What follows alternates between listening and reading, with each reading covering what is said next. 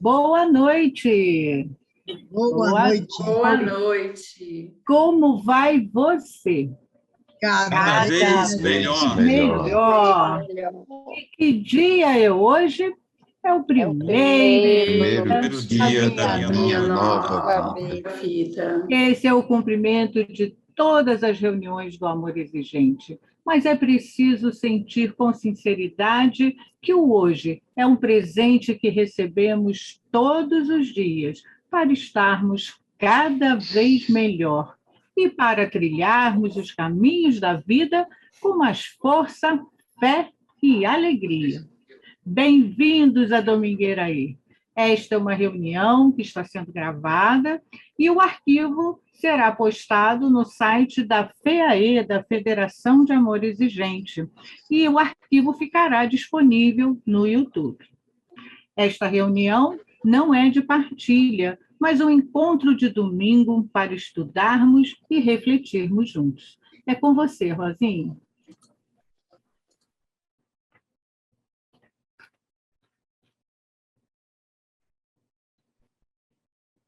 Microfone fechado, Rosa.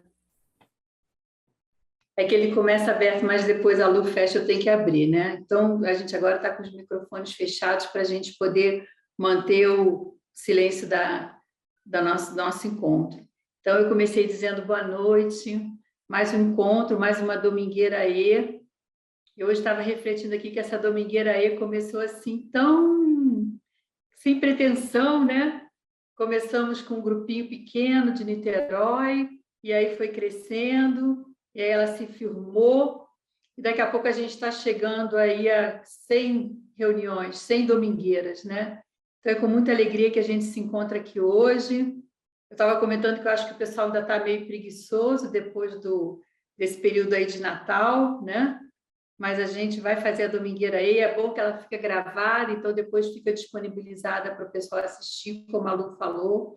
Então, eu queria dizer para vocês, né, a maioria já me conhece, sou Rosa, estou no Amor Exigente há algum tempo aí, já passa de uma década, e o Amor Exigente é um programa de auto e mútua ajuda, é um programa de qualidade de vida, onde a gente se reúne com pessoas que vêm buscar a transformação do outro, mas a gente acaba descobrindo que essa transformação tem que ser nossa. Então, no Amor Exigente, a gente diz, nada muda se eu não mudar. Parece fácil, né? Quando a gente pega os nossos 12 princípios básicos comportamentais, nossos 12 princípios éticos, que são os valores, a espiritualidade que é pluralista. Por quê? Porque aqui no Amor Exigente a gente aceita pessoas que têm qualquer religião, ou até que não tenham religião, mas que queiram trabalhar e trazer essa espiritualidade. Padre Haroldo, que trouxe o Amor Exigente para o Brasil, fundador do Amor Exigente, junto com Dona Mara, a cofundadora, ele sempre dizia para a gente que espiritualidade é fazer o bem. Então, que bom que ele conseguiu abrir, não ficou só dentro da Igreja Católica, né? O Padre Haroldo era muito católico, mas ele abriu para todos. Então, a gente aqui no Amor Exigente, a gente respeita a crença de todos.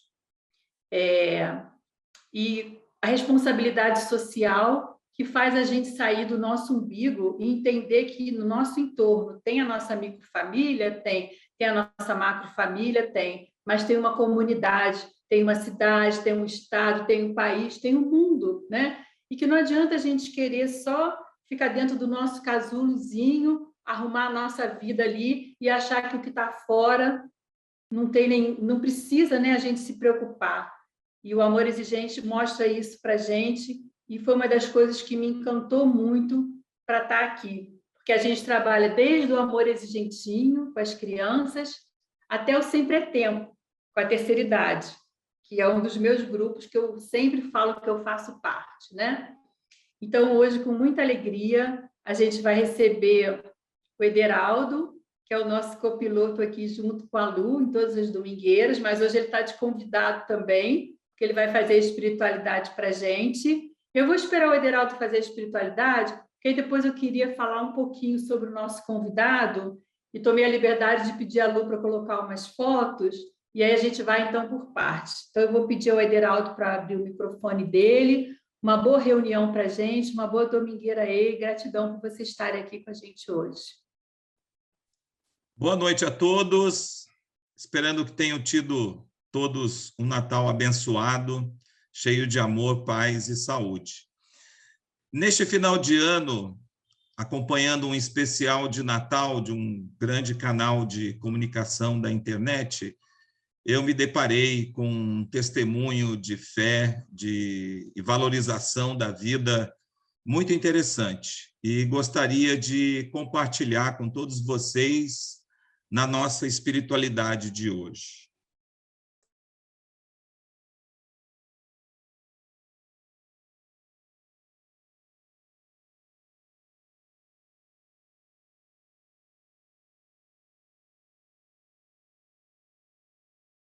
Mais ou menos em fevereiro, a gente descobriu que estávamos grávidos, né? Eu e minha esposa. E foi uma alegria, né? Já tem 2 meninas. E chegou a hora de fazer, né, um exame, vamos ver como é que tá, tal. E foi já um primeiro susto. A médica ficou nervosa, minha esposa ficou nervosa também. E falou assim, olha, você tá grávida, mas tem um probleminha aqui, né? A nidação foi na região do corte da cesárea. Aí fica bem baixo no útero, né? E quando é assim, tem que interromper. Foi aquele choque. Mas como assim? Por quê? É porque o embrião cresce e naquela região ele rasga o útero. Ali não é vascularizado, a placenta cresce de um jeito estranho, o feto pode crescer para fora, e você vira uma gravidez cervical, ou se você tocar isso para frente, você pode ter uma hemorragia e morte súbita. Me ligou chorando, já bem tenso, e o ano anterior eu tinha brigado em redes sociais no assunto aborto, né, contra os abortistas, então eu estava com aquele negócio na cabeça, e aí falei assim, olha, você entrou nesse assunto, agora esse assunto chegou na sua casa. E aí falou, vamos correndo atrás de uma segunda opinião. A gente foi para um laboratório top aqui de São Paulo. O exame foi mais minucioso, o médico foi mais preciso e falou assim, olha, esse diagnóstico, o protocolo é interromper. Você está correndo um seríssimo risco de vida. A gente pegou todos os exames, mandamos para uma clínica nos Estados Unidos, que é pró-vida, que ela é anti-interrupção, anti-aborto, e veio o diagnóstico. Falei assim, olha, esse diagnóstico é o único que a gente realmente recomenda seguir com a interrupção. E aí, conversando em casa, a gente chegou no ponto e falou assim, olha, saiu do campo da ciência. Isso aqui já não é mais ciência. A ciência falou para interromper 3 vezes. A gente vai ter que conversar com um padre. Porque médico, a gente já viu o que pensa sobre o assunto aqui. E começamos a conversar com um sacerdote.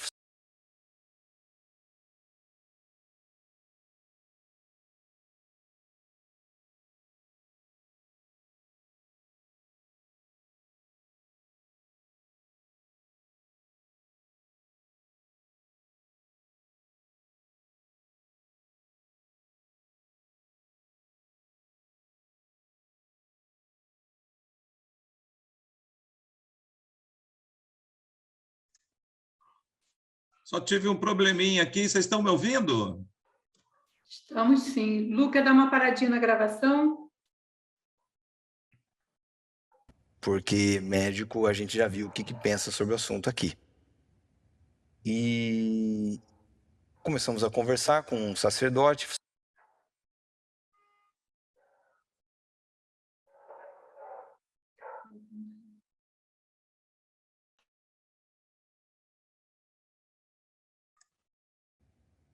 A gente pegou todos os exames.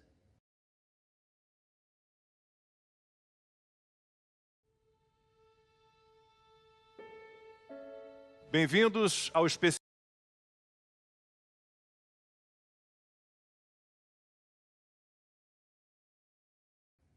A gente pegou todos os exames, mandamos para uma clínica nos Estados Unidos, que é pró-vida, que ela é anti-interrupção, anti-aborto, e veio o diagnóstico.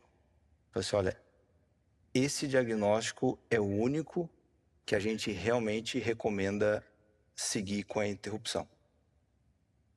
E aí, conversando em casa, a gente chegou no ponto e falou assim, olha, saiu do campo da ciência. Isso aqui já não é mais ciência. A ciência falou para interromper 3 vezes. A gente vai ter que conversar com um padre. Porque médico, a gente já viu o que pensa sobre o assunto aqui. E começamos a conversar com um sacerdote. Falei assim, calma, peraí, vamos ver, vamos rezar, vamos conversar com outros profissionais. Começamos a ir atrás de outros profissionais. Achamos um médico mais experiente, o Dr. Zitron. E ele falou assim, olha, complicado, né?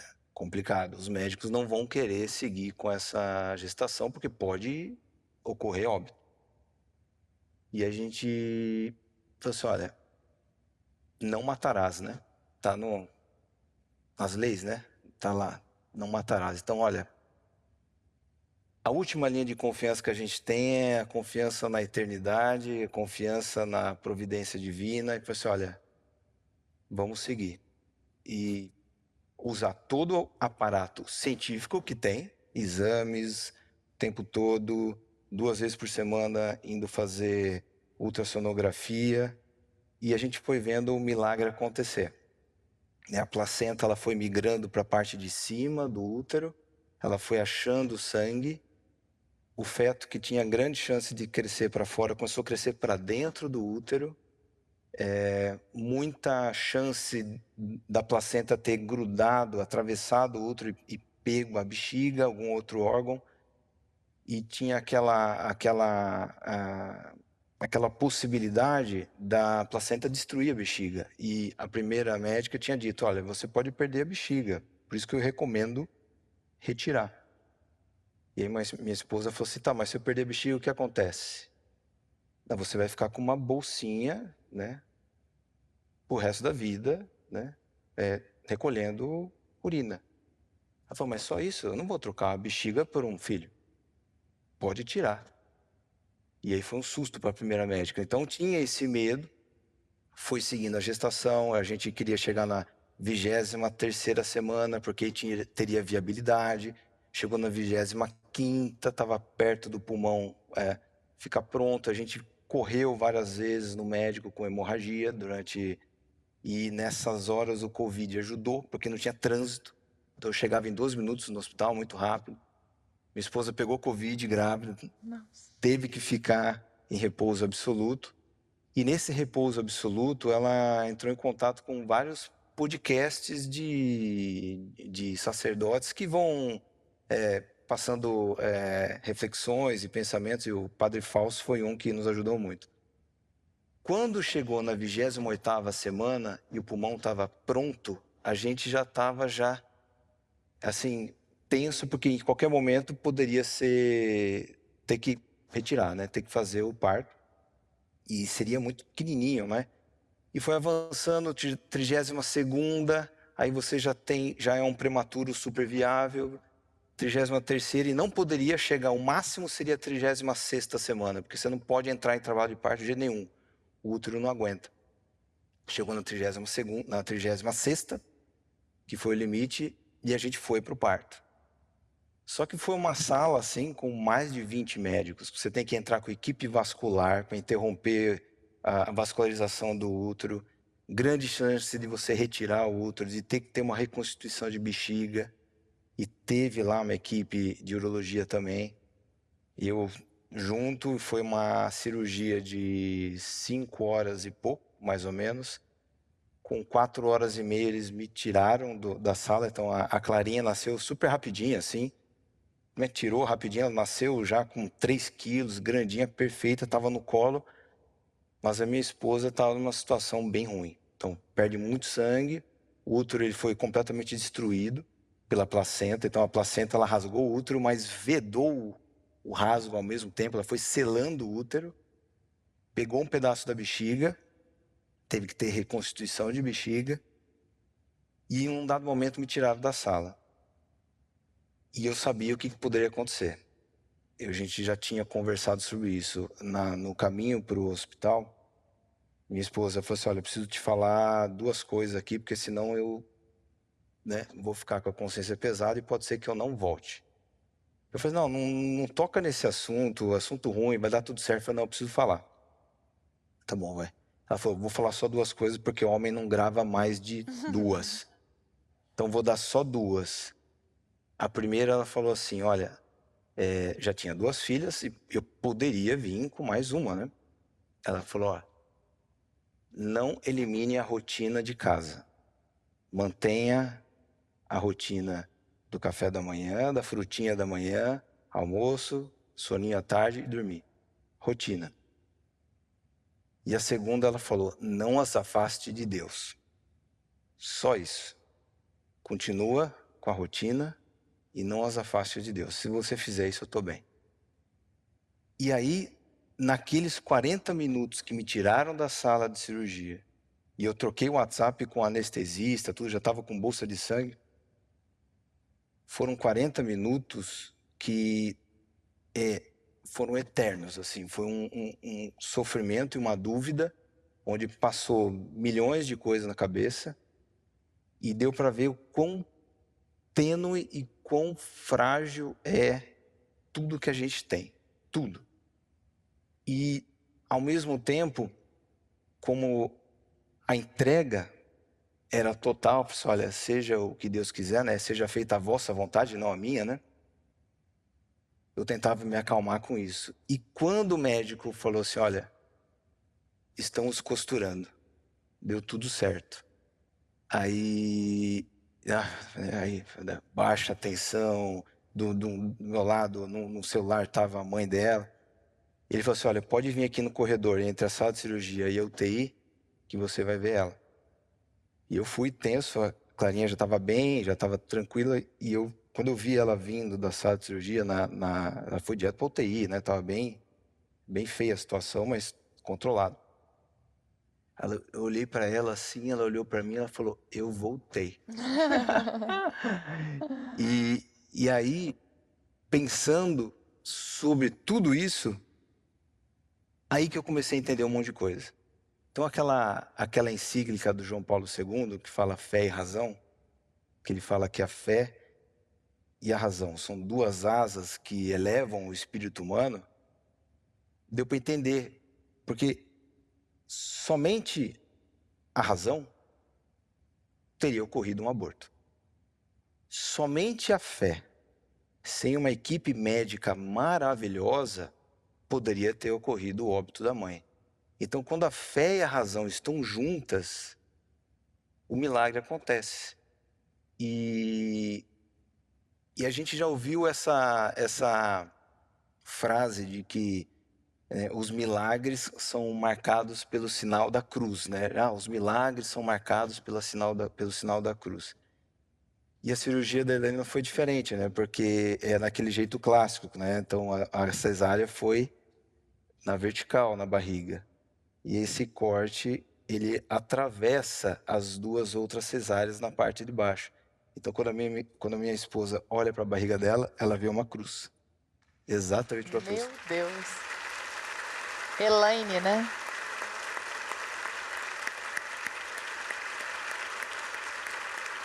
Então, assim, valeu muito a pena ter confiado. Muito, valeu uma vida para mim. Tem promoção, claro, de novo, como no ano passado. Tem promoção. Meus amigos, espero que tenham gostado bastante. Eu gostei muito desse testemunho de fé.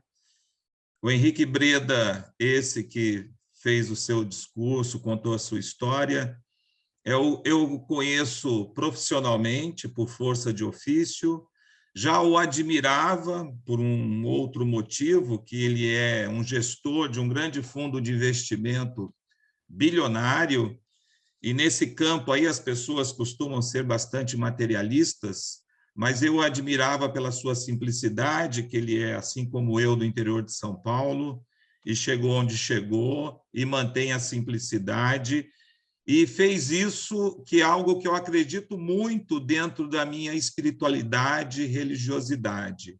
As coisas acontecem na sua vida graças à sua fé, e você precisa proclamar isso, tá bem? Então, é a mensagem de Natal para vocês. Espero que tenham gostado. Obrigado, Rosa. Obrigado, Lu. Gratidão, Ederaldo. Ainda bem que a gente insistiu em passar, né? Depois eu coloquei o dedo aqui no lugar errado, mas no final das contas deu tudo certo. E fica para a gente a fé e a razão, como ele colocou, duas asas que elevam o espírito humano, não é? Muito lindo. E uma não pode caminhar sem a outra, né? Muita gratidão, Ederaldo. Então, gente, agora eu vou falar um pouquinho para vocês sobre o nosso convidado. Deixa eu buscar aqui uma informação para eu poder... Só um minutinho, para eu poder falar tudo que eu quero falar aqui. Então, o nosso convidado, eu vou falar para vocês que eu conheço desde pequeno. Desde pequeno. Eu me lembro do Rafael, uma vez na minha casa, que ele levou um livro de mitologia, e ele já pequenininho, interessado em muitas coisas diferentes que talvez as crianças daquela idade, não sei se teriam o mesmo interesse, né? E eu tenho muita alegria em trazer ele hoje aqui, em ele ter dito sim para a gente, e eu vou falar um pouquinho do currículo do Rafael. Eu pedi licença ao Ciro, ao assessor dele, para buscar essas fotos no Face, por isso que eu estou colocando aqui. Rafael iniciou as atividades sociais com trabalhos voluntários e pastorais em presídios, com a população em situação de rua, povos indígenas, refugiados e crianças. Fundou uma rede de pré-vestibulares sociais, a Casa da Juventude e o Instituto Dom Orione, que trabalha com a formação integral e empoderamento da juventude e adultos em vulnerabilidade social. Formado em Direito pela UF, trabalhou com organizações humanitárias como Caritas e atua desde 2018 na ONU, onde foi coordenador de assuntos humanitários no Comitê de Infância e Juventude. Desde o início do ano, o Rafael atua como secretário municipal de Direitos Humanos, onde promove políticas públicas para o combate à exclusão social e à intolerância religiosa, além do fomento da igualdade de gêneros e racial. Mas isso aqui, gente, é só um resuminho do Rafael. O Rafael tem 28 anos, ele tem, assim, um trabalho lindo. Eu tenho orgulho de dizer que isso acontece em Niterói, na cidade que eu adotei, não nasci em Niterói. Fui para Niterói quando eu me casei, tem mais tempo de Niterói agora do que de Rio, mas é com muito orgulho que a gente traz o Rafael para estar aqui com a gente hoje. E eu associei muito o Rafael ao nosso primeiro princípio ético, né? No Amor Exigente, que a gente diz que respeitar a dignidade da pessoa humana. Se a gente não tem respeito pelo outro, nada vai acontecer. A gente não consegue plantar nada nessa vida, né? Então, é com muita alegria que a gente traz o Rafael aqui hoje para estar batendo esse papo com a gente. Vou repetir uma boa domingueira para nós. Com você, Rafael, pode abrir seu microfone.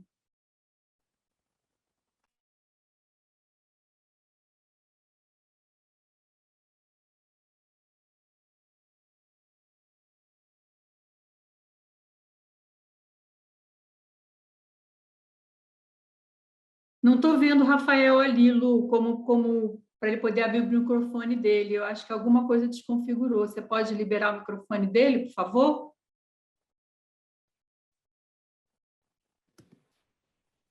Ele não está como co-host mais. Pronto, obrigada. Pronto, agora foi. Boa noite, Rosa. Boa noite a todos. Boa noite a todas.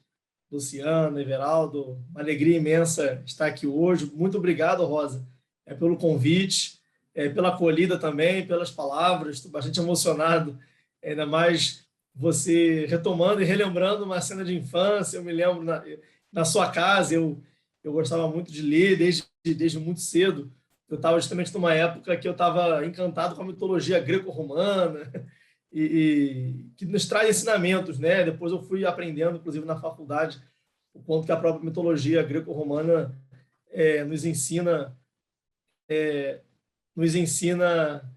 aspectos da vida, né? A própria psicologia aproveitou muito disso.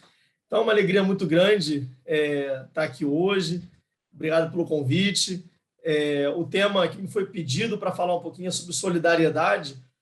A solidariedade cura.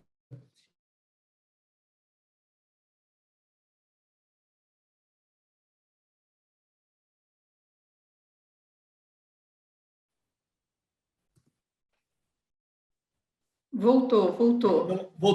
Acho que a conexão tinha caído aqui. É muito propício a solidariedade no encerrar de um ano e no alvorecer de 2022, principalmente levando em conta que 2021 foi um ano tão difícil, tão desgastante para todos nós. Nós que viemos de 2 anos de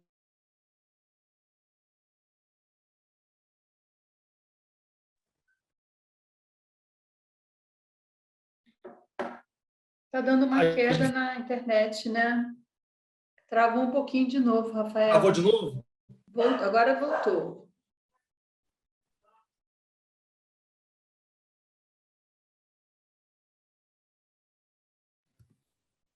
Bom, acho que agora... Espero que agora ela fique sólida. Ok.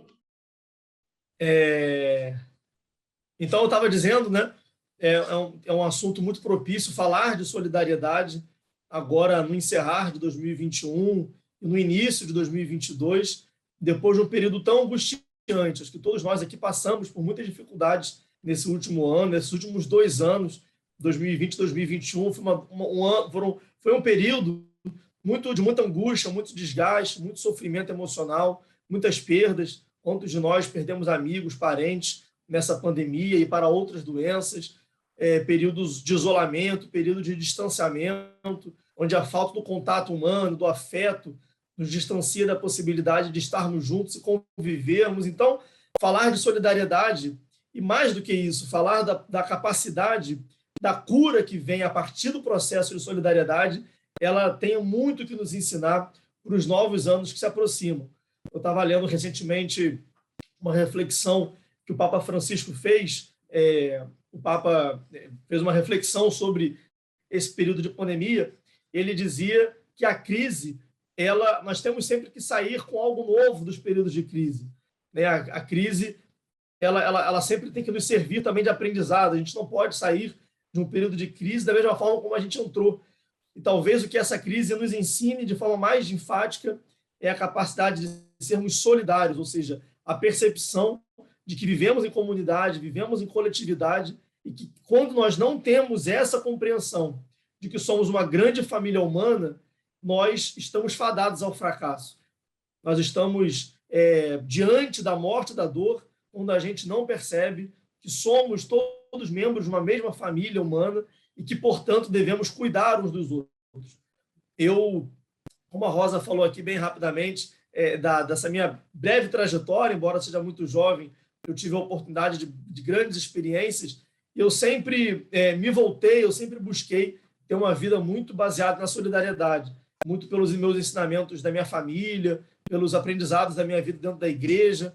Então, eu sempre me encontrei, eu sempre me identifiquei com o trabalho voluntário, com o trabalho social, desde adolescente, fazendo trabalho com população em situação de rua, levando quentinha, levando agasalho para pessoas que estavam nas ruas. Depois, quando mais jovem, criei uma rede junto com um grupo de amigos de pré-vestibular social para ajudar jovens de escola pública a entrar em escolas públicas. E a partir daquilo ali eu fui aprendendo o valor que tem a solidariedade. Não apenas no seu sentido mais pragmático, que é ajudar o outro, mas no exercício de solidariedade nós crescemos muito. Quando nós somos solidários com alguém, nós, muitas vezes, é quem somos ajudados e nós é que nos edificamos. E essa palavra edificação ela tem muito a ver com a palavra solidariedade.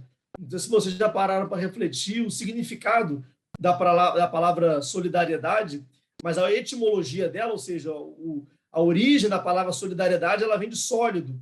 Ou seja, solidariedade significa construir algo sólido, construir algo firme, construir algo sobre a rocha. Tem uma passagem bíblica que faz essa alusão de de uma casa que é construída sobre a rocha e uma casa que é construída sobre areia. E aquela casa que é construída sobre areia, a água passa e leva aquela casa, enquanto a casa que é construída sobre a rocha, através de bases firmes e consolidadas, aquela casa ela permanece firme e forte. E a solidariedade nos ensina que a única forma que nós temos de construir uma casa firme sobre a rocha é através da cooperação, é através do amor, é através do exercício de solidariedade, do pertencimento um com o outro, porque quando a gente mergulha num exercício individualista, ou seja, numa experiência egoística, egocêntrica, a gente até pode construir uma casa mais rápido, mas essa casa ela não vai ter as mesmas bases sólidas do que uma casa construída a partir de laços de fraternidade, de solidariedade. Isso foi muito que eu aprendi nessa minha trajetória. E eu agora, esse ano, a partir de toda essa experiência que eu tive, inclusive em lugares fora do Brasil, atuei na África, atuei na ONU, em Nova York, e esse ano recebi um convite do prefeito para assumir como secretário de Direitos Humanos, aceitei esse convite, e também tem sido uma experiência muito produtiva no sentido de conseguir causar um impacto na vida das pessoas que mais precisam, um impacto social positivo, porque eu entendo que esse é o nosso sentido de vida.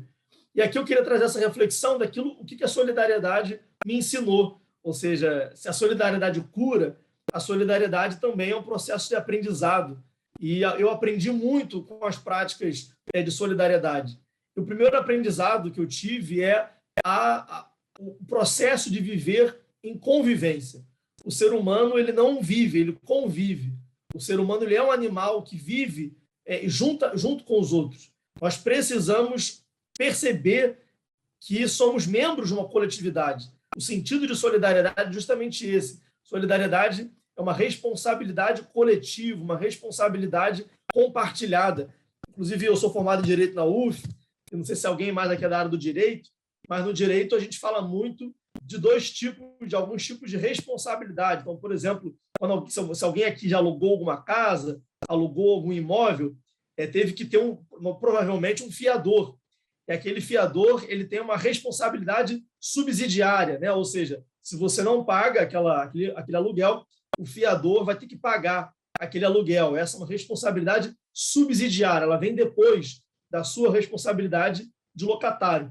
Já em outros momentos, existe a responsabilidade solidária. Por exemplo, duas pessoas que vivem em um casamento, em união estável, duas pessoas que vivem em união civil, se elas alugam um imóvel, se uma deixa de pagar, a outra também precisa pagar. E uma pagando, a outra não precisa pagar. Ou seja, há uma responsabilidade solidária, uma corresponsabilidade, uma responsabilidade compartilhada. E é esse o sentido também da solidariedade humana que a gente precisa conviver em sociedade. Ou seja, se eu não cuido da natureza, os outros precisam cuidar. Se eu não cuido dos irmãos mais pobres, os outros precisam cuidar. E quando eu cuido eu preciso perceber que eu tenho uma responsabilidade a ser compartilhada com os outros.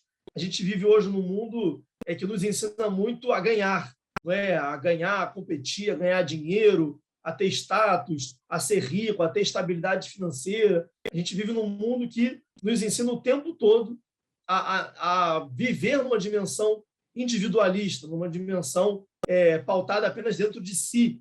E a solidariedade o primeiro ensinamento que eu vejo, é essa capacidade que ela nos traz de conviver.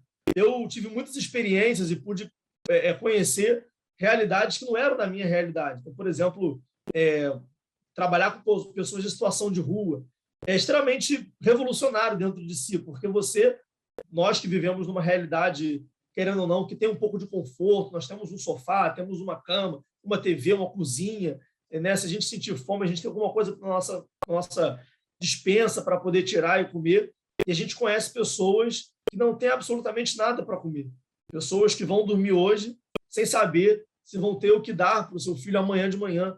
Eu conheci histórias muito tristes de mães que não sabiam se iam dar alimentos, se iam ter arroz e feijão para o filho no dia seguinte. teve uma experiência que eu tive, que talvez seja uma das mais tocantes que eu passei. Eu tinha 17 anos, nós fizemos uma grande campanha de arrecadação de cestas básicas para o Natal, para famílias em situação de extrema pobreza. E parte dessas cestas nós entregamos para famílias do lixão de Itaoca. Não sei se alguém aqui já ouviu falar ou já conheceu.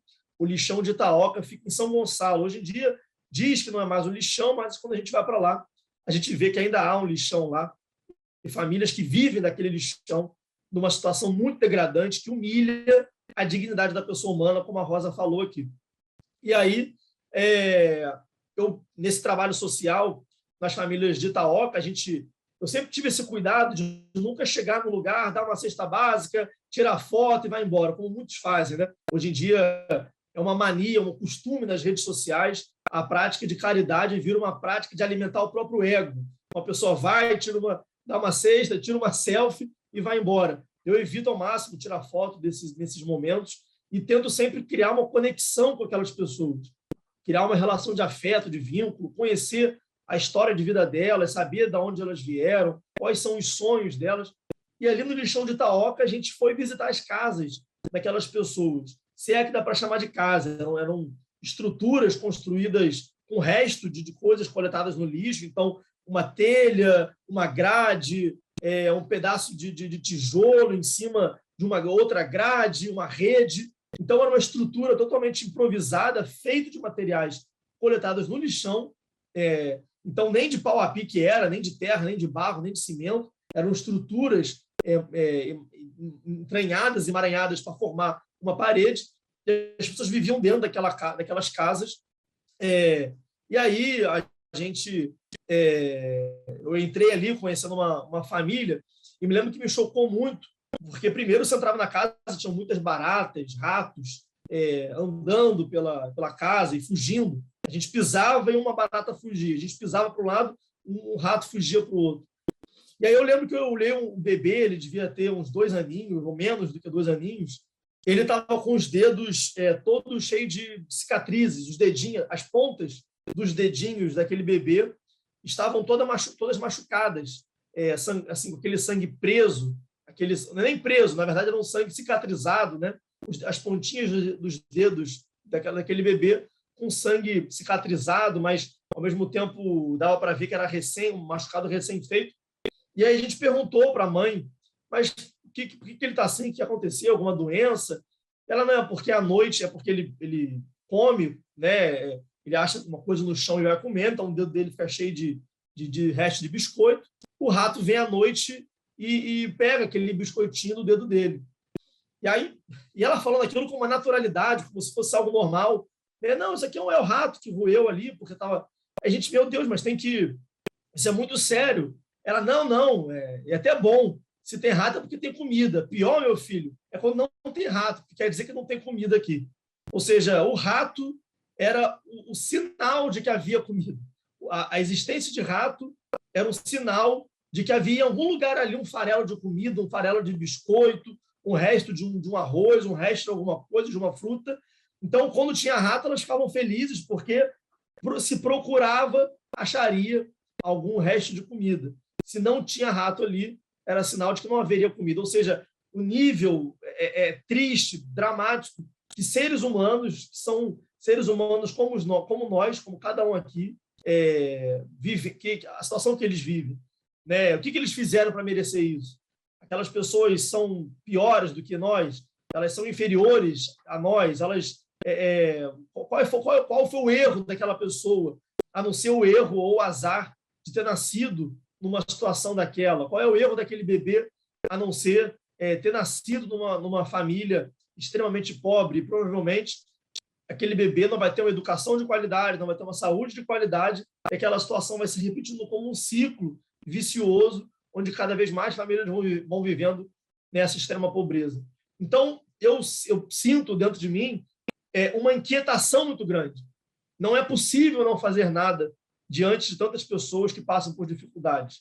Não é possível ficar omisso, ficar parado, não é possível ficar acomodado no conforto dos nossos lares, enquanto tantas pessoas não têm o mínimo para sobreviver, não têm o mínimo para conviver. Então, a solidariedade ela nos ensina a nossa responsabilidade coletiva, a nossa responsabilidade compartilhada diante dos irmãos e das irmãs. E um segundo ensinamento, vou citar apenas 3, né? O primeiro, essa responsabilidade coletiva que nós temos uns com os outros. A segunda é a capacidade de doação, de sair de si mesmo e ir ao encontro do outro. Tem uma reflexão muito bonita que eu já li, que diz o seguinte: os rios não bebem da sua própria água, os pássaros não cantam para si mesmos, as abelhas não produzem mel para si próprias, o sol não brilha, não brilha para si mesmo. Nós nascemos para os outros, nós nascemos para servir os outros. Assim como o rio não bebe da sua própria água, ou o sol não aquece a si próprio, nós também nascemos com dons, com talentos que devem ser usados para o próximo. Deus não deu para nós talentos para serem usados para nós mesmos. Isso seria uma visão totalmente individualista e egoísta daquilo que Deus nos deu como dom. Nós recebemos de Deus talentos, qualidades, dons que devem ser colocados a serviço da comunidade. Porque é muito bom ser feliz, mas é muito melhor quando todos estão felizes. É muito bom estar bem, estar confortável, mas é muito melhor viver numa sociedade onde todas as pessoas estão bem e estão confortáveis. Porque esse exercício, por mais muitas vezes desgastante que seja, de sair de si próprio e ir ao encontro do outro, para colocar aquilo que Deus nos deu a serviço da comunidade, a serviço da família humana, é algo que preenche o nosso sentido de vida e, com certeza, no percorrer de nossas vidas, nós não nos arrependemos do excesso de solidariedade, do excesso de fraternidade, pelo contrário. Nós não vamos nos arrependendo dos momentos em que nós não olhamos para o outro, em que nós pensamos apenas em si, em que nós não gastamos um tempinho para a nossa família, para os nossos amigos. A gente se arrepende dos rancores que a gente guarda e da nossa dificuldade de perdoar. Nós nos arrependemos da nossa dificuldade de amar o próximo, de perdoar aquela pessoa que nos machucou, que nos fez sofrer.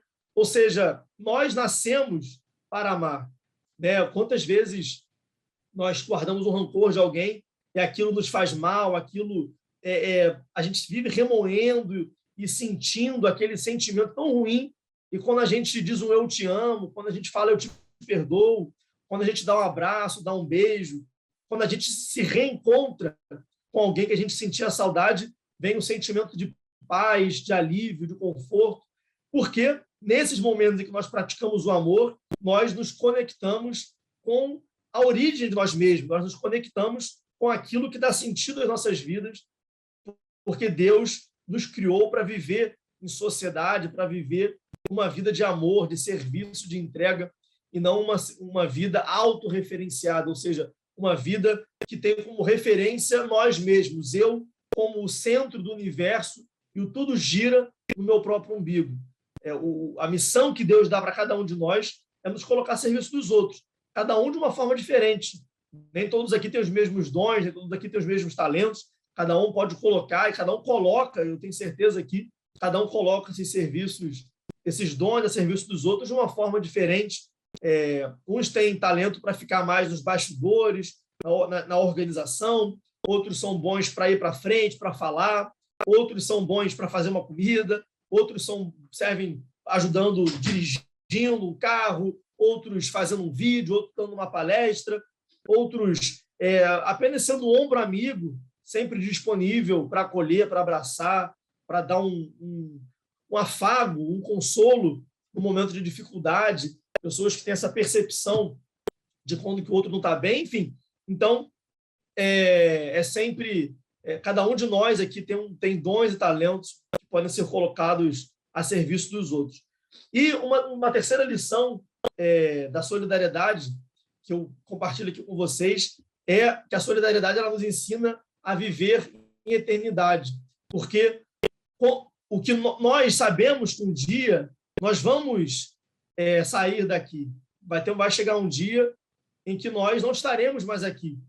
E quando nós não estarmos, quando nós não estivermos mais aqui, nós vamos viver nos outros a partir das marcas que deixamos nos outros. Nós vamos viver na eternidade a partir do quanto que nós impactamos a vida dos outros. Vai ter um dia que eu vou morrer, vai ter um dia que eu não estarei mais aqui, mas eu sei que eu estarei vivo numa criança que eu ajudei a se alimentar, estará num jovem que eu ajudei a entrar numa universidade, estará no filho daquele jovem que entrou na faculdade porque eu fui seu professor num pré-vestibular, estará numa mãe que recebeu um arroz e deu para o seu filho, e talvez aquela ajuda tenha significado a sobrevivência daquela família.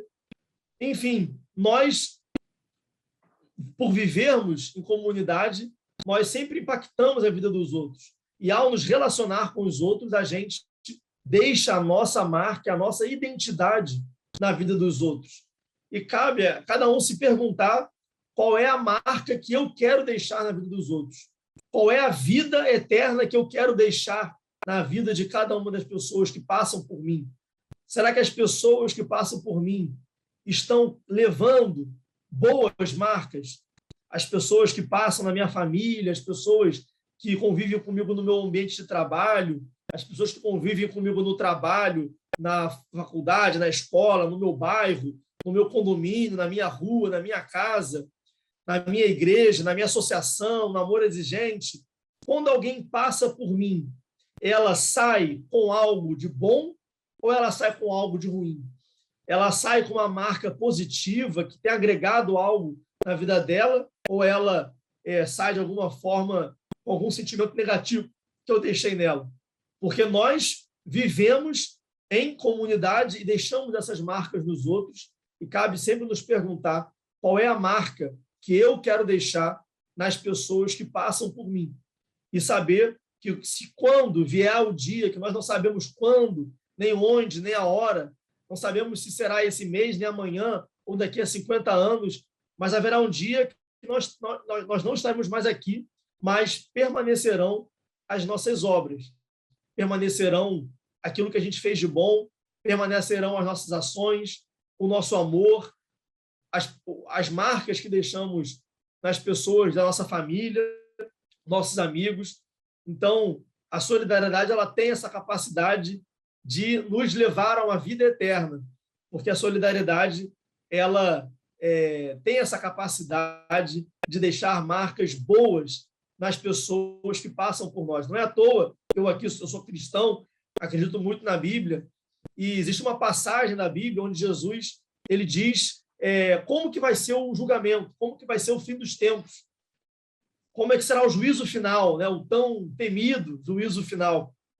E lá, né, é o livro de Mateus, capítulo 25. E no livro de Mateus, no Evangelho de Mateus, capítulo 25, onde Jesus diz como que será o tal do juízo final, ele diz que Deus vai olhar para cada um de nós, ele não vai perguntar quantas vezes nós rezamos, ele não vai perguntar quantos ritos nós fizemos, não vai perguntar quantas vezes fomos para uma celebração religiosa, não vai nos perguntar quantos momentos de oração nós tivemos.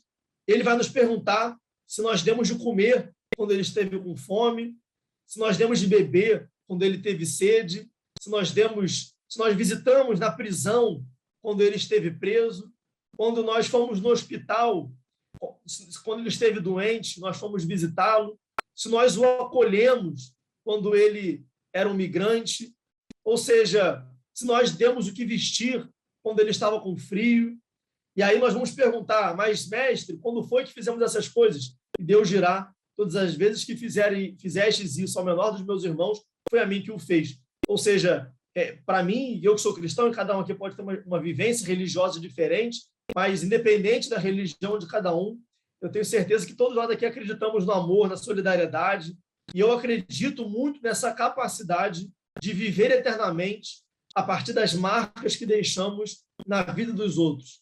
Porque a solidariedade ela nos ensina também a ter esse sentido, esse gostinho de eternidade, porque ela nos faz sair de nós mesmos e ter uma vida que transcende. Porque uma vida que é colocada a serviço de si próprio, ela é uma vida sem sentido. Ela é uma vida totalmente sem sentido, porque o sentido das coisas sempre está fora de si. O sentido das coisas está fora da própria coisa, né? Como eu já falei, né? Assim como o rio não bebe da sua própria água, até mesmo das coisas mais materiais, para que serve uma cadeira, se não para alguém sentar nela, uma mesa para a gente poder se alimentar, uma rede para a gente poder deitar e descansar um pouco. As coisas, o sentido das coisas, ela está fora das próprias coisas. A gente nunca encontra um sentido de algo nele próprio. O sentido de um objeto, ou de um animal, ou de uma pessoa, não está autorreferenciado. O nosso sentido sempre está do lado de fora. Então, por isso que quando nós voltamos nossa vida para cuidar dos outros, cuidar de quem precisa, cuidar de quem passa fome, cuidar de quem está numa vida de dificuldade, cuidar de quem sofre, né? O Papa Francisco também fala muito das novas formas de pobreza. O pobre não é só aquele que passa fome, pobre também é aquele que falta amor, que falta sentido de vida, aquela pessoa que vive em depressão, uma pessoa que vive com sentimento de solidão, a pessoa que vive angustiada, pessoas que vivem com crises existenciais severas e que não sabem que vão ter amanhã, também são novas formas de pobreza, porque muitos não têm a pobreza material, porque têm o que comer, têm o que vestir e têm onde morar, mas têm uma pobreza existencial, porque lhes falta sentido de vida, lhes falta amor, lhes falta compreender a sua própria capacidade de sorrir, de sonhar. Quantas pessoas que nós conhecemos que perderam essa capacidade de sonhar, de pensar no futuro, e justamente por essa dificuldade e pela falta de compreensão de futuro, de sonho, caem em realidades tão tristes como do álcool, das drogas, da depressão, da solidão. E o que nós temos que fazer é transformar solidão em solidariedade, transformar uma vida egoísta, uma vida centrada em si mesmo, uma vida compartilhada com a comunidade, com a coletividade, onde a gente empresta um pouquinho da nossa vida, onde a gente doa uma parte de nós mesmos para uma outra pessoa ou para outras pessoas que estejam precisando de cada um de nós. Então, eu espero de coração, embora eu seja muito jovem, e eu que tenho que aprender com cada um de vocês, eu que tenho que aprender com a Rosa, eu que tenho muito que aprender com a Luciana e com tantos outros aqui, mas eu desejo muito, não apenas um Feliz Natal e um bom Ano Novo para vocês, mas desejo que 2022, todos nós, e eu inclusive, que a gente consiga aprender cada vez mais a viver uma vida de solidariedade, que 2022 seja o grande ano da solidariedade, onde a gente possa construir um novo paradigma social. A pandemia nos ensinou isso. Nós tivemos que o tempo todo nos preocupar com os outros. Não bastava eu estar bem, eu tinha que cuidar do outro, eu não podia transmitir a doença para o outro, porque se eu andasse na rua sem me preocupar com o outro, se eu não me preocupasse com a coletividade, bastava estou com anticorpos, tenho uma vida boa, então já tive a doença, então não vou me importar. Mas não, a pandemia nos ensinou o tempo todo a estar vigilante para cuidar uns dos outros. Então, que 2022 seja o início de uma nova era, que 2022 seja o início de um novo período, um novo momento da humanidade, onde a gente consiga aprender a viver em solidariedade, a transformar a solidão em solidariedade e a refletir nas marcas que deixamos nos outros a partir das nossas práticas de solidariedade nessa grande família humana que precisa de muita coisa, precisa de amor, precisa de fraternidade, precisa de afeto, mas precisa, acima de tudo, de cada um de nós. Obrigado, gente. Então, voltamos. Rafael, que lindo, eu fico emocionada, fico muito emocionada. Primeiro, assim, pela sua idade, sabe? Pela bagagem que você tem, pela visão que você tem, porque aqui no Amor Exigente, a maioria de nós veio pela dor. E a dor faz uma transformação. É como se a gente conseguisse, através da dor, se olhar para se modificar e depois entender que aquilo que foi bom para a gente está sendo bom para a gente precisa transbordar para o próximo, né? Eu me lembro muito bem quando eu vim para Amor Exigente, eu vi uma pessoa falando assim, mas eu não tenho a questão da dependência química na minha casa, então eu não preciso me preocupar por isso. Essa pessoa veio para o grupo por amor. E aí, a gente colocou para ela, olha, você pode não ter na sua casa, mas a sua comunidade, se tem pessoas vivendo isso, já começa que você pode não ter uma segurança, uma tranquilidade, pode estar te afetando diretamente, mas vai afetar indiretamente no momento em que você vê que tem pessoas que não estão vivendo, né, com o mínimo de qualidade de vida. E aí aqui nós somos leigos, não temos profissão, e a gente acaba ficando por amor, e a gente vai vendo que essa transformação vai acontecendo no outro também. Quando você falou, né, essa responsabilidade com o meio. Aliás, o Rafael, as coisas que ele foi falando, parece até que o Rafael é amor exigente da gente, porque, assim, tem muito a ver com o que a gente aprende aqui e com o que a gente também quer que aconteça dessa transformação do outro. Então, essa responsabilidade com o meio, a gente passa a entender, no Amor Exigente, a gente diz que sozinho nós estamos perdidos, em comunidade nós encontramos a nossa força. Então, a gente precisa, tanto que no Amor Exigente a gente trabalha assim, nós temos 12 princípios básicos. Esse mês nós estamos estudando o princípio do amor, um amor que orienta, que educa e que exige, né? Mas um amor que, na verdade, ele não dá tudo para o outro, ele não facilita tudo, mas ele também diz para o outro assim, eu amo você, mas eu não aceito o que você está fazendo de errado.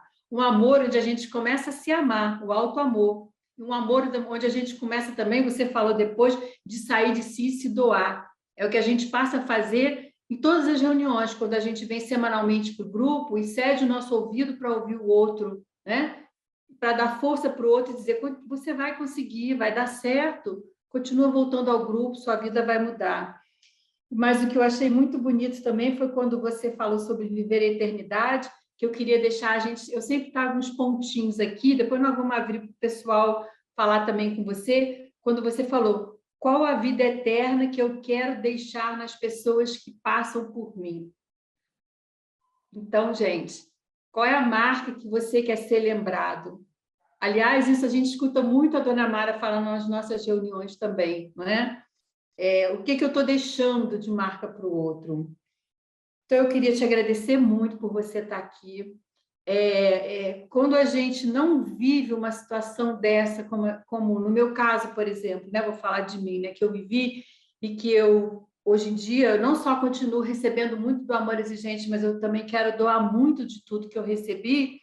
Mas quando a gente vai como você, assim, né, que já viajou, que já foi para a África, que já fez um trabalho lá que Dom Orione tem, né, que está sempre voltado para todas as situações, todas as questões, porque a gente tem muitas questões, né? Existe a questão da droga, mas existe a questão da pobreza, existe a questão racial, né? Então, é muita coisa que a gente precisa modificar, mas isso tem que começar pela gente. Então, se cada um fizer um pouquinho, isso vai acontecer. Eu queria falar para vocês também que a nossa Fezonite em Niterói, que a gente participa, o Rafael também está lá encabeçando, né? Junto, no Amor Exigente, a gente tem assim, a Suziane, que está muito presente lá. Esse ano o Ederaldo estava lá também junto com a gente, a Lucy. Então, assim, tudo que a gente puder fazer para que a gente possa expandir, né?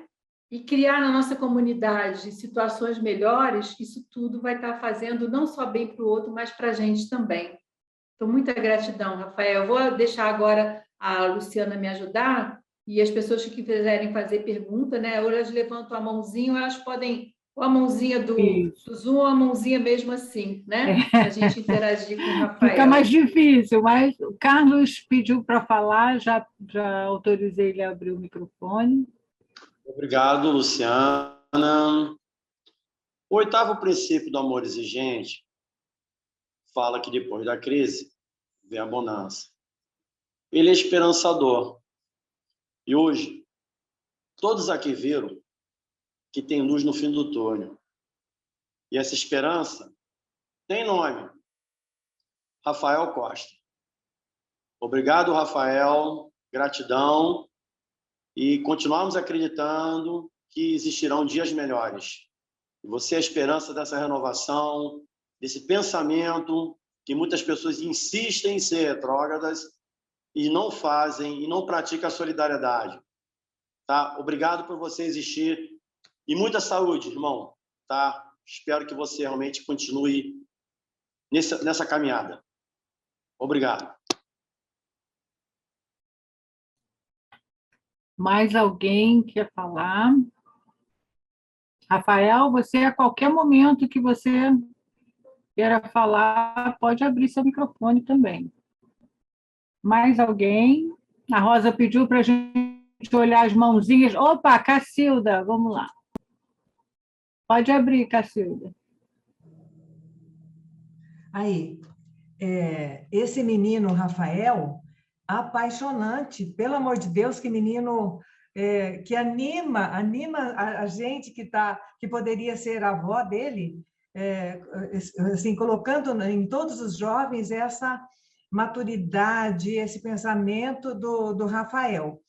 E o que eu queria perguntar para ele é o seguinte, Rafael, você que está em destaque, digamos assim, junto ao poder público, junto à ONU, como que você vê a solução desses problemas, como é o caso do menininho que o rato está comendo o dedo?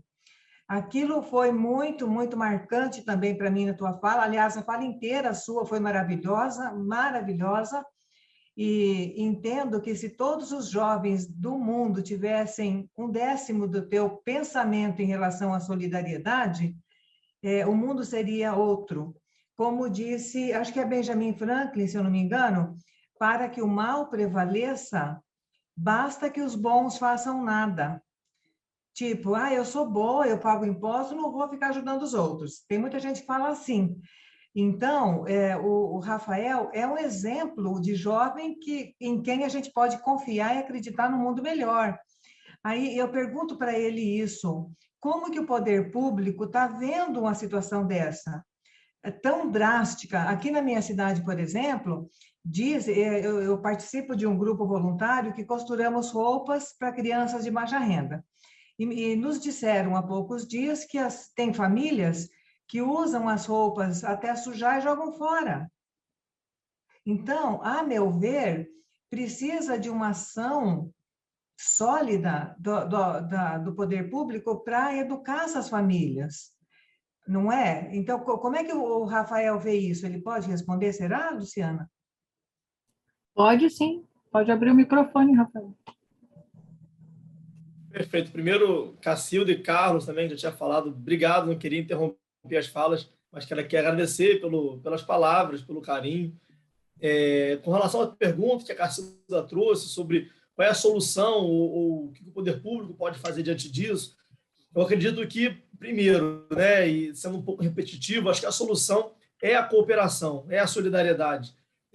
Não está nas mãos apenas do poder público resolver todos os problemas. Eu acredito que o Brasil precisa conseguir amadurecer nisso, que é esse exercício onde a sociedade ela se apropria desses temas e parte para a busca de soluções. O Brasil criou uma cultura de se esperar que o governo faça as coisas, como se o governo fosse uma entidade que fosse dar conta de resolver todos os problemas, mas muitas vezes a sociedade precisa participar, nem que seja para cobrar do poder público, porque o poder público ele age sob pressão, ele age a partir da participação social das pessoas. Então, a sociedade ela precisa ter esse sentimento de responsabilidade coletiva sobre os nossos grandes problemas.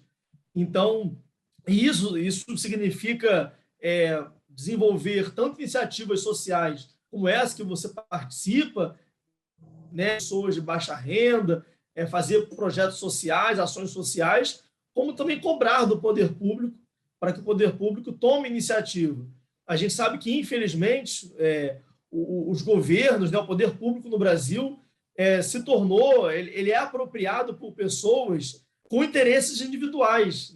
O poder público, muitas vezes, ele é apropriado por pessoas que usam o poder público para se servir e não para servir, ou seja, buscam, a partir dos cargos eletivos, dinheiro, poder, status, Então, a gente precisa conseguir qualificar esses espaços, porque o poder público ele é o lugar do serviço público, ele não é o lugar de ganhar dinheiro. Tem uma frase que eu gosto muito, que é a seguinte: a política é a mais nobre das vocações e a mais podre das profissões.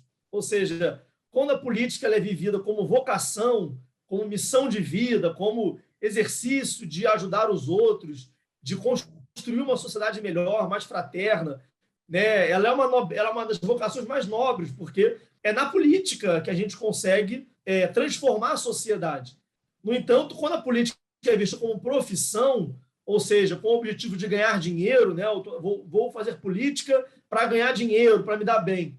E aí ela se torna mais podre das profissões, porque aquilo que deveria ser utilizado para servir a todos é utilizado para servir a uma pessoa apenas, que se apropria dos recursos públicos para os seus interesses particulares. Então, nós precisamos... Então, acredito que o Brasil, Cacilda, precisa amadurecer muito nesse exercício de participação social, né? Ou seja, o que é participação social? É tomar parte, é fazer parte, né? Então, a gente, muitas vezes, se vê como um ente à parte, né? Ou seja, lá está a sociedade, lá está o governo, a prefeitura, né? E eu estou aqui na minha vida particular, eu, minha família, minha casa, né? Eu não quero me misturar com os problemas. A gente precisa compreender essa noção de participação social, ou seja, não estar à parte, mas fazer parte da sociedade. E quando eu faço parte da sociedade, eu tomo para mim os problemas que são problemas coletivos e busco as soluções para esses problemas. Então, se eu vivo numa sociedade, se eu vejo pessoas pobres, por exemplo, eu posso tanto fazer um projeto social que dá um alimento ou um projeto que ajuda a um curso profissionalizante, eu posso pegar meus dons e ensinar essas pessoas para que elas consigam conseguir um emprego, por exemplo, ou também cobrar o poder público que faça iniciativas para que as pessoas tenham um emprego. Então, eu costumo dizer assim, existem 3 formas de ajudar, né? Existem as ajudas emergenciais, existem as ajudas de transformação e a dimensão política, né? E quando eu falo da dimensão política, não é política partidária, né? Mas todos nós aqui somos seres políticos, né? A palavra política ela vem do grego polis, né? O que é polis? É a cidade. Então, todo mundo aqui vive em cidade, né? Mesmo que alguém aqui viva numa cidade pequenininha ou no meio rural, mas todo mundo aqui vive em comunidade, todo mundo aqui precisa ir na padaria para comprar o pão, todo mundo aqui precisa que o jornaleiro traga o jornal, todo mundo precisa ir no lugar comprar um ovo, comprar o leite. Todo mundo aqui, todos nós vivemos em comunidade, todos nós vivemos na polis humana, na comunidade humana. Então, todos nós somos seres políticos, mesmo que a gente não exerça isso, nós temos uma dimensão política e que devemos vivenciá-la, não necessariamente na política partidária institucional, mas nessa dimensão da comunidade, ou seja, fazer parte e fazer com que o poder público tenha essa prioridade para quem mais precisa. E nos trouxe uma reflexão muito bacana, Rafael, qual é a minha participação no mundo, né? E esse mundo, ele começa no meu mundinho, né? Na minha casa, com a minha família, com os meus vizinhos, com minha rua, meu bairro, e aí a gente vai ampliando isso. Não adianta eu olhar para fora para uma criança lá na África do Sul, se eu saio aqui em plena zona sul do Rio de Janeiro e eu pulo moradores de rua para conseguir andar na calçada. Então, isso traz uma reflexão para a gente muito importante. Por isso, importante a sua fala como jovem, que você vai contagiando as pessoas, né? Porque fazer o bem faz bem, gente. Quando a gente começa a se doar, começa a fazer trabalhos desse tipo, a gente vai se sentindo bem, né? Sim. Isso faz da gente um ser melhor. E assim a gente vai contagiando, vai contaminando, vai agregando, vai trazendo pessoas, né? Para esse trabalho. Amei a sua participação maravilhosa, Gratidão mesmo por trazer essa reflexão com a sua fala jovem, direta, rápida, certeira, né? Porque acertou assim na nossa consciência, foi muito bacana. E Ederaldo, nossa, acabou com a gente, eu quase desidratei aqui com essa espiritualidade tão linda, né? Mais alguém quer falar? Tem um iPhone aqui. Rosinha, ainda temos uns minutinhos para uma pessoa? A gente atrasou um pouquinho, né? Acho que sim, a Isabela, né? Pode abrir o microfone, Isabela. Pode abrir, Isabela. E aí a gente encerra. Alcioneda. Pois não, é porque estava escrito iPhone de Isabela. Pode falar, boa noite. Boa noite. Não, eu sou Alcioneda, de Goiânia. Minha história também não é muito boa, não. Eu tenho uma filha usuária de droga. E tem um bebê, tem um filho de 15 anos, tem um bebê de 1 ano e 10 meses. E já internei, já foi pelo Ministério Público, já paguei clínica, já fiz todos os meus recursos que eu tinha que fazer, já fiz. Aí agora tem 2 semanas que ela ficou na rua. Aí quinta-feira eu internei ela no hospital público mesmo. Estava fedendo, nossa, mas fedia tanto que eu nunca vi um ser humano feder daquele jeito, não, viu? Aí internei desde quinta-feira, até agora não fui visitar também, não. Eu estou esperando aparecer outra vaga para ela ir para outro hospital, onde fica pelo menos 3 meses lá, para ver se ela resolve na vida dela, viu? Que eu já estou cansada, viu? Já tentei. Neida, eu não sei se você está sabendo, mas a gente está gravando essa Domingueira E. Aqui é um pouquinho diferente daquelas reuniões nacionais de segunda e sexta. Então, às vezes, a pessoa não sabe que é gravado e ela vai, de repente, abrindo algumas coisas. Então, você pode ficar à vontade, mas só para você saber, tá bom? Não tem problema, não. Pois é, e eu sei que eu estou aqui, ó. Hoje eu falei, não, hoje eu vou assistir, porque essa semana eu fiquei sem internet. Não deu para me assistir um dia, né? Mas eu estou mais aliviada, esperando a resposta que Deus tem para me mostrar sobre ela, né? Que é a única opção que eu tenho. Não tem mais o que eu faça, não.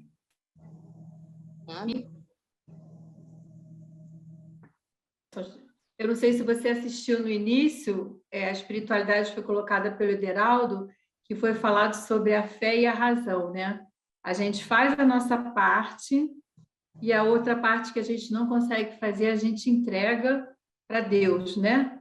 Dentro da sua religião, para Jesus, para o poder superior, como você chama o seu Deus.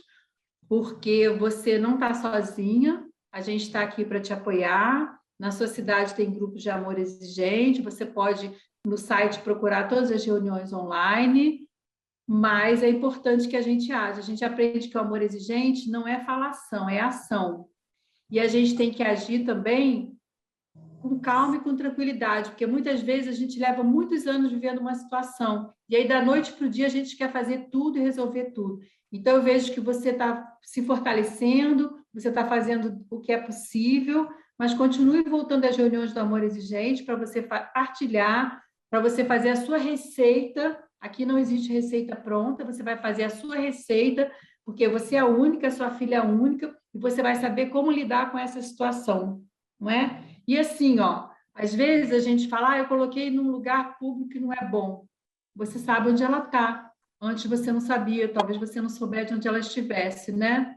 Então, pensa nisso. Ela já foi, nesses ela já passou. É porque antes eu tentava levando, aí que nem entrei no Ministério Público, ficou 9 meses, eu tentando levando para ver algum lugar.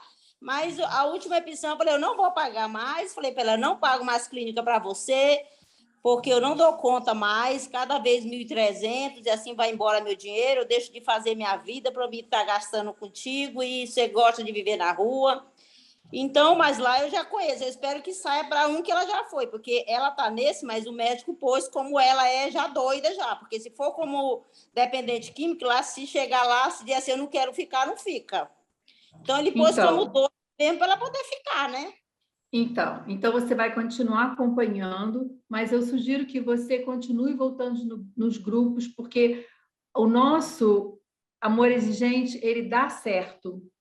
Pode, às vezes, não ser exatamente como a gente gostaria, mas ele dá certo porque a gente se fortalece, a gente faz as nossas mudanças, e com a nossa mudança o outro muda também. Você já fez uma mudança, dizendo a ela que agora você não vai mais gastar o dinheiro que você estava gastando. A gente aprende no Amor Exigente que nossos recursos são limitados, recursos físicos, emocionais, financeiros. Então, continua voltando às reuniões, procure na sua cidade. Você, não sei se você tem acesso ao WhatsApp da Federação do Amor Exigente, você já tem acesso? Então, continue voltando e continue vindo às nossas reuniões também. Eu vou anunciar aqui para vocês daqui a pouco quem vai estar com a gente semana que vem e vou devolver a Lu agora para o Rafael fazer as considerações finais, né? Tive até o filho dela, graças a Deus eu consegui também, de quinta-feira, assistindo reunião também. Que bom, que bom. E continue voltando, continue indo às reuniões, porque você vai continuar se fortalecendo, e você se fortalecendo e mudando, tudo no seu entorno começa a mudar também. Que bom que você está aqui. Se sinta abraçada por nós, tá bom? Obrigada.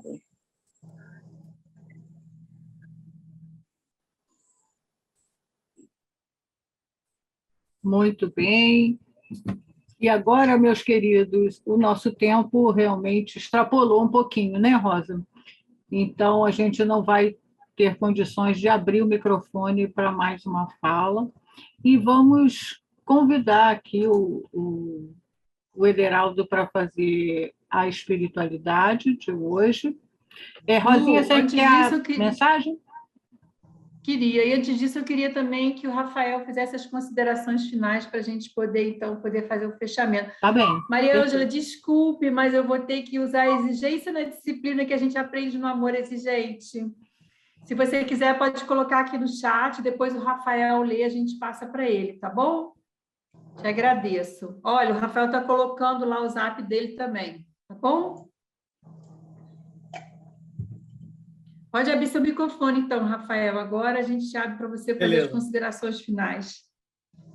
Não, perfeito. Primeiro, eu vi algumas pessoas aqui com a mão levantada ou querendo se manifestar, mas que pelo horário não vai ser possível. Então, eu deixei aí meu zap. Quem quiser mandar alguma mensagem, fazer alguma pergunta, trocar alguma ideia, estou aqui à disposição. Eu já trabalhei em muitas ações sociais, então, muitas pessoas que têm esse desejo, sempre essa vontade de trabalhar, de fazer algum trabalho voluntário, eu costumo sempre me colocar à disposição para ajudá-la nesse percurso de identificar onde que ela pode exercer esse desejo, essa vontade de um trabalho voluntário. Tem trabalhos voluntários desde o mais simples, o mais singelo, né, até envolvimentos mais complexos, onde você tem um compromisso, um dia específico na semana, enfim. Então, tem diferentes graus de trabalho voluntário, uns que exigem menos tempo, outros que exigem mais tempo, alguns que são trabalhos simples, outros que são mais complexos, mas que eu acredito que cada um aqui é convidado a dar algo de si. E eu conheço muitas pessoas que passaram por momentos de muita dificuldade dentro de suas famílias, momentos de dor, de solidão, de angústia, seja pela perda de um ente querido ou por ter algum filho, algum parente numa situação dramática, muito difícil, como a questão da dependência química, alguém que perdeu um filho e encontraram na solidariedade o caminho de superação. Transformaram a dor em amor, né? Transformaram o luto em luta.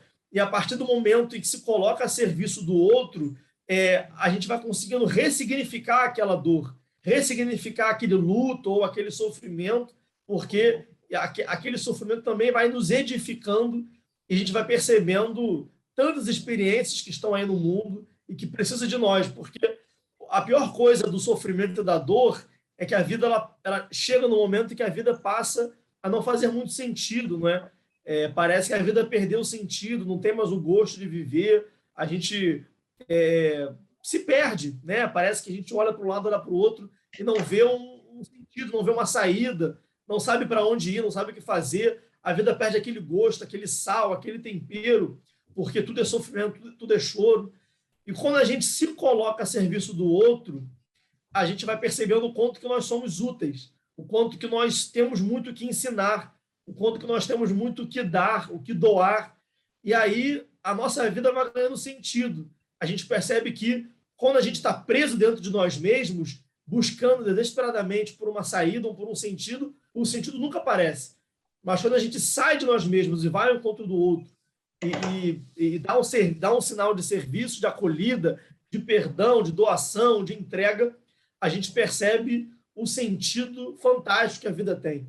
A gente passa a ter um outro sabor para a vida. Então, que a gente nunca perca essa capacidade de sermos solidários, que a gente consiga transformar o sofrimento, a dor, o sentimento de angústia, a ansiedade, tudo isso nós temos, diante da dificuldade, diante da dor, nós temos dois caminhos. Ou a gente se entrega para ela e vive nessa angústia, ou a gente fica preso nela mesma, ou a gente desdobra esse sentimento num sentimento de transformação, de serviço, de fraternidade. Está nas mãos de cada um de nós, de decidir, está nas nossas mãos decidir o que fazer com a dor. Se é viver preso a ela ou se é transformá-la numa superação em caminho e se encaminhando para ajudar o próximo. Então, que a gente consiga perceber esse remédio que é a solidariedade, porque, de fato, a solidariedade, ela cura. Então, mais uma vez, obrigado, Rosa, obrigado, Luciana, muito obrigado pela acolhida. Me senti muito bem aqui, me senti em casa, embora virtualmente, porque sei que estou aqui com pessoas do bem, pessoas com valores, com princípios, pessoas que estão buscando viver a partir do amor. E não tem sentimento, não tem nada mais bonito, mais belo, nada mais forte, nada mais transformador do que o amor. Então, se aqui é um ambiente do amor exigente, então eu me sinto muito bem aqui, porque só o amor que edifica, só o amor transforma, só o amor nos mostra uma luz no final do túnel. Então, parabéns e muito obrigado a todos.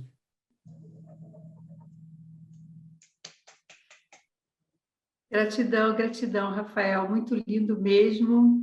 A gente, assim, se emociona porque você é tão novo, né? Com tanta bagagem, tanta coisa para poder passar para a gente, né? Então, gente, ainda está em tempo da gente fazer algo mais, né? Quando estivermos aqui, a gente tem que estar fazendo algo, né? Para que a gente possa, vou dizer mais uma vez, qual a vida eterna que eu quero deixar nas pessoas que passam por mim. Que isso fique para a gente como uma marca. Lu, você tem como colocar aquela foto para mim que eu te mandei? Tenho sim, Rosa. Tá. Você vai divulgar a domingueira da semana que vem? Vou sim. Então, semana que vem a gente vai ter o Messias, lá de Pouso Alegre, e ele vai falar sobre sobriedade. Então, depois do Ano Novo, domingueira aí, gente. Esperamos vocês aqui, tá? Eu trouxe essa imagem para vocês. Tem como aumentá-la um pouquinho, Lu? Exatamente. Está dando para ver. Aquele problema que dá, né? Que quando vai e volta, né? Não, então pode deixar desse tamanho mesmo. Vai. Agora vai, Rosa. Então, eu queria fechar a nossa noite de hoje com duas falas dessa pessoa muito especial que fez a sua passagem agora, né? O arcebispo da África do Sul, ele ganhou até um prêmio Nobel da Paz, né? Eu não sei se eu vou saber falar o nome dele, Desmond Tutu, eu não sei se a gente fala assim mesmo, mas uma das falas dele, sem ser essa que está, ele diz assim: manter-se neutro diante da opressão é escolher o lado do opressor. Então, exatamente o que o Rafael trouxe para a gente hoje, né? A gente também precisa fazer a nossa parte, que comece por mim, comece por cada um de nós. E ele deixa para a gente essa mensagem: não estou interessado em pegar as migalhas de compaixão jogadas da mesa de alguém que se considera meu mestre. Eu quero o menu completo de direitos. Então, gente, que fique para a gente tudo que essa pessoa aí fez. Olha, se vocês pegarem para ler sobre ele, vocês vão ficar encantados. Muitas pessoas já o conheciam também, né? E fica um pouquinho a fala dele em homenagem ao que o Rafael tem feito, um trabalho tão lindo. Muita gratidão a vocês, espero vocês na semana que vem para mais uma domingueira aí. Agora, Lu, com você. Isso, e vamos chamar aqui para iniciar a nossa oração da serenidade o nosso querido companheiro Ederaldo. Ainda bastantes tocados pela brilhante apresentação do Rafael, que nos trouxe ensinamentos tão importantes sobre solidariedade, encerrando esse período natalino e o nosso mês do princípio do amor, nossa última domingueira do ano, hoje, de maneira tão especial, num espírito aí tão bom. Vamos juntos elevarmos nossos pensamentos ao poder superior e juntos na oração da serenidade. Eu seguro minha mão na sua, uno meu coração ao seu, para que juntos possamos fazer aquilo que sozinho eu não consigo. Concedei-me, Senhor, a serenidade necessária para aceitar as coisas que eu não posso modificar, coragem para modificar aquelas que eu posso, sabedoria para distinguir uma das outras. Força, fé e alegria. Que bom, gente, estar com vocês. Até semana que vem. Beijo Boa a noite todos. Boa noite. Beijo.